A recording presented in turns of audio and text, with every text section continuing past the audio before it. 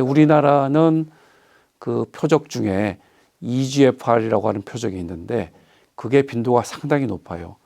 그래서 그 외국보다는 EGFR이라는 표적이 나올 확률이 한 두세 배 정도가 높거든요. 그래서 실제로 처방도 EGFR 관련된 표적 치료제가 가장 많이 처방이 된다. 이렇게 얘기할 수 있겠습니다. 가장 대표적인 게 이제 유한에서 나온 이제 레이저티닙이라고 하는 약인데 그 전에는 타그리소라고 하는 약이 있었거든요. 그게 시장을 완전히 독점을 하고 있던 그런 상황이었는데 레이저티닙이 등장하면서 이제 경쟁 구도가 된 거죠. 그러니까 그 전에는 타그리소라는 약을 쓰다가 뭐 부작용이 생겼다. 이러면은 이 약을 바꿔야 되는데 바꿀 약이 없잖아요. 대체제가 없으니까 이 부작용을 감수하고 그 약을 계속 쓸 수밖에 없는 거예요. 안 쓰면은 암이 나빠지니까.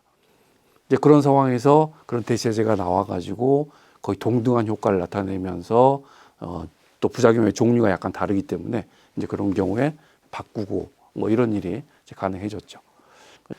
제 환자분 중에 하나가 이제 그 타그리소를 이렇게 쓰고 있는데 타그리소의 이제 드문 부작용 중에 하나가 심장에 영향을 주는 거거든요. 심장에. 그래서 그 환자는 심장에 영향을 받아가지고 심부전이 발생을 했습니다. 그래서 이제 심부전 치료를 하고 타그리소 중단을 하고 그리고 이제 조금 지났는데 이제 심장은 조금 좋아진 상태에서 보니까 암이 또 나빠지는 거예요. 약을 못 쓰니까. 그래서 이제 어떻게 방법이 없잖아요. 그래서 환자하고 상의를 해서 결국은 타그리소를 안 쓸 수는 없겠다. 그래서 이제 약의 용량을 줄여가지고 효과는 좀 떨어지더라도 이제 근근히 그냥 암이 자라지 못할 정도로만 해서 이렇게 유지를 쭉 하고 있었는데 그때 이제 렉나자가 들어온 거죠. 그래서 그 환자는 그 약으로 바꾸고 심부전도 많이 좋아지고 암도 지금 현재까지 잘 조절이 되고 있습니다.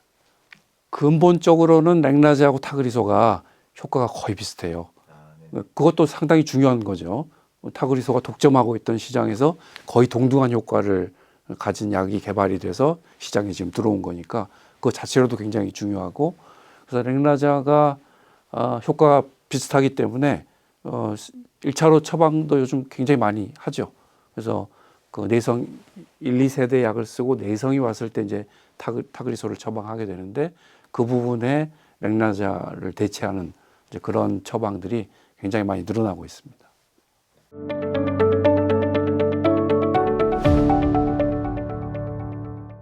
약인 효과가 있어서 승인이 된 후에 급여를 받으려고 하면은 되게 한 1, 2년 정도의 기간이 필요하거든요. 근데 그 기간 동안은 좋은 약이 승인이 돼 있긴 하지만 이 급여가 안 되기 때문에 결국 환자가 자비로 그 약을 쓰려면 자비로 부담을 해야 되는데 우리나라 환자들 중에 그 약값을 부담할 수 있는 사람이 그렇게 많지가 않습니다. 그래서 대부분 좋은 약을 앞에다 두고도 그 약을 쓰지 못하는 그런 상황이 생기는 거죠. 그런 것들을 잘 감안을 해서 사실은 정부나 제약사들이 한 발씩 양보를 해가지고 좀 적절한 선에서 좀 타협을 할 필요가 있다 이렇게 생각을 합니다. 그러니까 급여도 좀 빨리 할 수 있으면 하고 또 제약사들도 약값을 낮춰서 의료 재정에 좀 부담이 덜 되게 하고 그래야 협상도 좀 빨라질 거 아니에요. 그런 쪽으로 진행이 돼야 될 것 같습니다. 이제 얘기를 좀 해야 되는 부분 중에 하나가 이 삭감 문제입니다. 삭감 문제. 우리나라 이제 심평원이라는 곳에서 그 어떤 약을 쓰면은 그 심사를 해가지고 자기들이 정한 가이드라인이 있거든요. 그 가이드라인에서 벗어나면은 이건 잘못된 치료다고 해서 삭감을 해버리기 때문에 병원에서는 이제 그 약을 쓰고도 약값을 받지 못해서 손해를 그대로 이제 짊어지게 되는 거죠. 근데 이제 이게 문제가 있는 게 의료 현장에서는 굉장히 다양한 일들이 벌어지는 거죠. 그건 뭐 가이드라인으로 이렇게 설명할 수가 없을 정도로 많은 일들이 벌어지는데 이제 그런 것들을 다 이렇게 캐치를 해가지고 가장 적합하게 대응을 할 수 있는 사람은 그 환자를 보고 있는 주치의밖에 없는 거죠. 그래서 여러 가지 이제 방안 중에서 가장 적합하다고 생각하는 거를 생각해가지고 치료를 했는데 그쪽에서는 그런 상황을 전혀 고려하지 않고 이제 가이드라인만 보고 이게 벗어났다. 그래서 삭감을 해버리면 그 다음부터는 이제 위축이 될 거 아니에요. 의료진이 아무리 환자를 위해서 이걸 선택을 하려고 해도 이 삭감이 되는 문제 때문에 그런 걸 시도를 아예 안 하게 되는 거죠. 이제 그만큼 환자가 손해를 보게 되는 거고 그래서 이제 앞으로는 그런 부분에 있어 가지고 좀 전문가의 좀 의견을 존중하고 재량권을 좀 충분히 주는 게 굉장히 필요하다 이렇게 느끼고 있습니다.